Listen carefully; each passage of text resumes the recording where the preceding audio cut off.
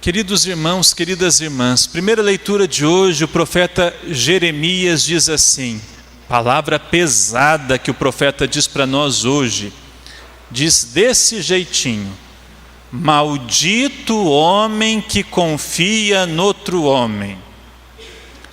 Aí nós escutamos essa palavra e ficamos pensando assim, que história que é essa? Então não podemos confiar em ninguém? Que história que é essa? Então agora vamos ser inimigos uns dos outros? Será que é isso que a palavra de Deus está dizendo para nós? Respondo, não.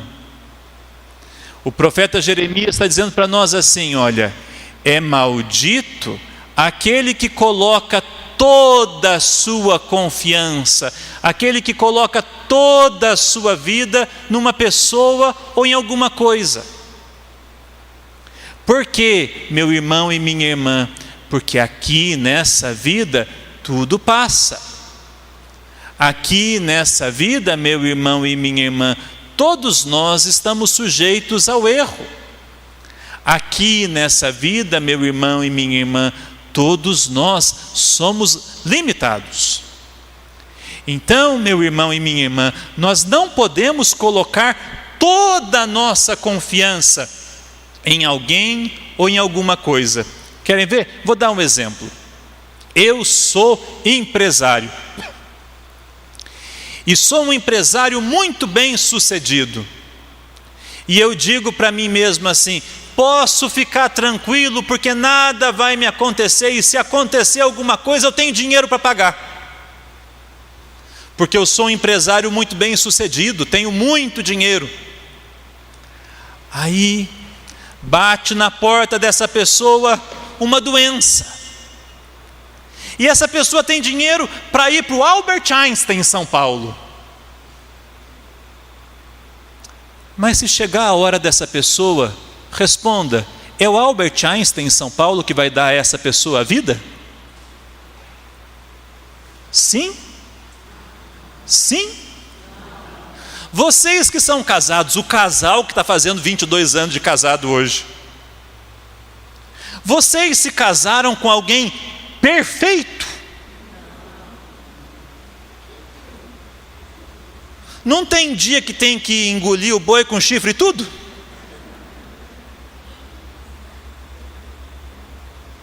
Se nós queremos viver fielmente a nossa vida, nós temos que aceitar muitas vezes a limitação do outro. Nós não podemos idealizar o outro, como se o outro fosse perfeito. Não é, não existe, ninguém é assim. Por isso a palavra de Deus diz para nós assim, coloca a sua confiança em Deus. Não quer dizer que nós não possamos confiar uns nos outros. Quer dizer que nós não podemos fazer do outro o fundamento da minha vida. Isso é muito comum com pais, com os pais. Os pais vivem em função do filho. Aí o filho se casa, o pai e a mãe entram em depressão. Morrem. Por quê? Porque não tem mais o filho para viver, era a função da minha vida, eu vivia por ele. Não, não pode ser assim não. Nós não podemos fazer do outro o fundamento da minha vida. E aí, querido irmão, o evangelho de hoje explica para a gente isso, quando Jesus conta para nós uma história. E nessa história aparecem essencialmente dois personagens. Aparece o personagem do rico e aparece o personagem Lázaro. Aqui já tem uma coisinha especial. Vocês concordam comigo que é mais comum a gente saber o nome de uma pessoa importante, de uma pessoa rica, do que de um pobre? Se eu citar aqui para vocês o nome de um personagem, de um jogador de futebol famoso, até quem não gosta de futebol vai dizer, eu conheço, já escutei falar. Mas se eu perguntar o nome daquele mendigo que está dormindo embaixo da ponte, alguém vai saber o nome dele? Sabem, meus irmãos, a palavra de Deus hoje dá para nós Já aqui nesse detalhe, uma compreensão muito importante. Lucas contou para nós na história que Jesus narrou, que o rico vivia dando festas, o rico vivia opulentamente, o rico vivia de forma tranquila, despretensiosa, e na porta do rico vivia o pobre Lázaro. E Lázaro queria comer as migalhas que caíam da mesa do rico, e nem isso lhe davam. Quer dizer que esse rico era avarento, quer dizer que esse rico era taquino, pão duro, obrigado. Pois é, o rico morreu. O Evangelho conta para nós que ele foi sepultado. O pobre morreu. O Evangelho não contou para nós o que aconteceu com ele. Contou que os cachorros vinham lamber as feridas dele. Ele era tão pobre, tão indigente, que ele nem sepultura digna teve. Aí o que aconteceu? Os dois se apresentaram diante de Deus. E o pobre foi para junto de Deus. E o rico foi para as tormentas eternas. Por que que o pobre foi para junto de Deus? Porque era pobre? Não. Ele foi para junto de Deus porque sabia confiar no Senhor. Por que que o rico foi para as tormentas eternas? Porque era rico? Não, porque colocou sua confiança nos bens. O problema não é ser rico. Não é pecado nenhum ser rico. O problema é colocar a sua confiança nos bens terrenos. O problema é fazer da riqueza o seu Deus. O problema é ser egoísta, avarento, pão duro. O rico então olhou para o céu e viu lá Abraão, e viu ao lado de Abraão Lázaro, reconheceu Lázaro, e pela primeira vez na vida chamou Lázaro pelo nome. Lázaro, vem me ajudar. E Abraão disse: alto lá, você já recebeu tudo que podia receber na terra, agora Lázaro recebe os prêmios eternos. E aí o rico deu uma de bonzinho, dizendo assim: mas manda lá em casa avisar os meus irmãos. Ah, como eu queria que nós lêssemos esse evangelho com o coração aberto. Abraão respondeu: quem morre não volta.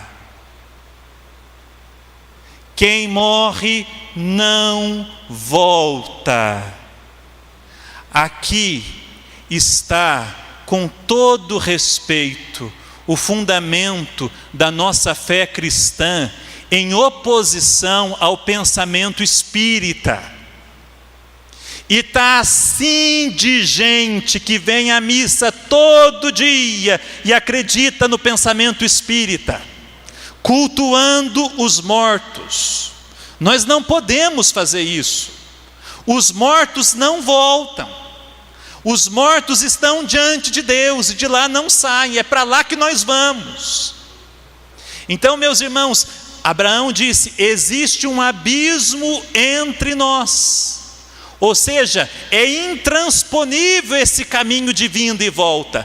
Eu posso rezar. Frei Galvão morreu. É santo e canonizado porque está morto. Eu posso rezar pedindo a intercessão de Frei Galvão. Meu pai já é falecido. Eu posso rezar pedindo a intercessão do meu pai. Quantas vezes eu escuto até alguma intuição no meu coração e digo: obrigado, pai, valeu pela ideia. Mas não é, meu irmão e minha irmã, que meu pai voltou e está do meu lado. Quem está junto de Deus intercede por nós. Quem está junto de Deus fala a Deus por nós. Essa é a intercessão dos santos, do Frei Galvão, de São José, de Nossa Senhora, daqueles que nós amamos e que já estão na presença de Deus, mas eles não voltam.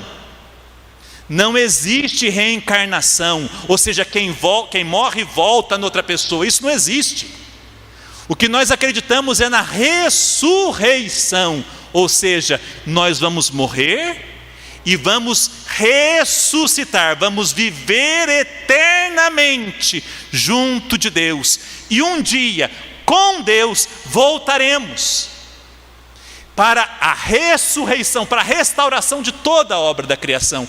É o que nós dizemos: o Senhor voltará para julgar os vivos e os mortos. Essa palavra precisa entrar no nosso coração. Hoje, nós que estamos aqui, precisamos trazer para a nossa vida e pensar assim: será que eu estou vivendo, acreditando no céu? Sabem, e vou terminar, às vezes eu penso que nós não acreditamos no céu. Às vezes eu penso que nós vivemos aqui na terra como se tudo fosse acabar aqui na terra. Então nos enchemos de todos os prazeres, das coisas, disso e daquilo, e nos esquecemos da vida eterna. Você pode, por favor, ser uma pessoa cheia de felicidade aqui na terra. Deus não é contrário à felicidade, mas Deus te pede, por favor, abre os seus olhos e seja generoso com quem está à sua volta. Campanha da fraternidade desse ano, fraternidade e fome. Como eu posso ficar tranquilo com gente passando fome ao meu lado? Como eu posso ficar tranquilo com gente passando necessidade ao meu lado?